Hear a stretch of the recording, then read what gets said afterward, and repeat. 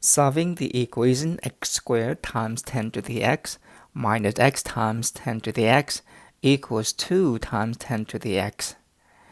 Even though the first term x squared times 10 to the x is not the square of x times 10 to the x, we notice that each of these terms, even the right-hand side, has a factor of 10 to the x, and 10 to the x power can never be 0, so we can safely divide by both sides by 10 to the x.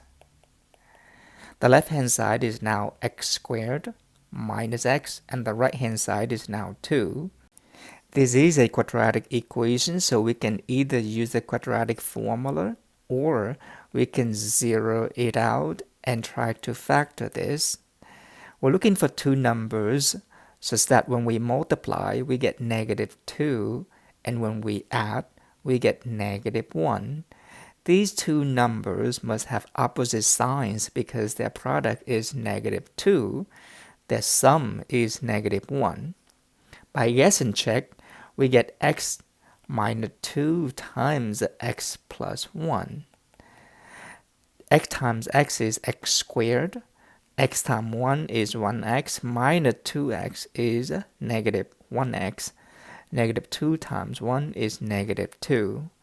Using the zero product properties, we have x equals 2 and x equals -1.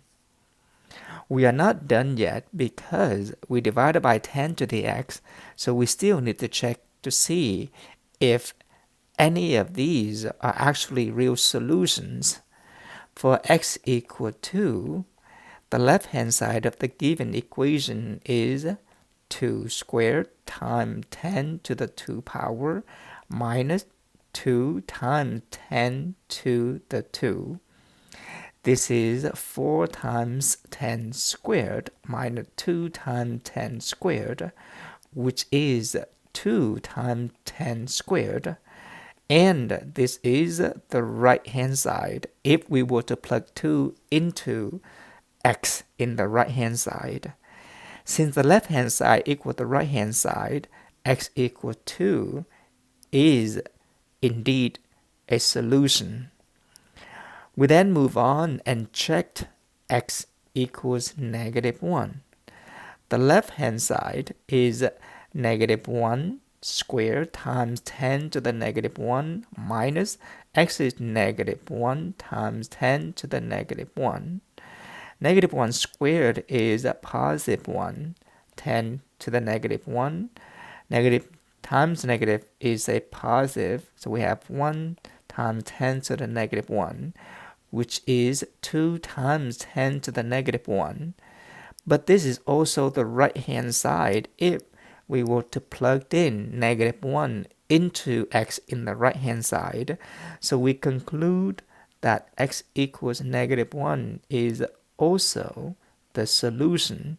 So there are two solutions for the given equation. Alternatively, we can check the answer by graphing the left-hand side of the given equation and the right-hand side of the given equation. With the appropriate viewing window, we will see that the two graphs intersect each other at x equals -1 and again at x equals 2.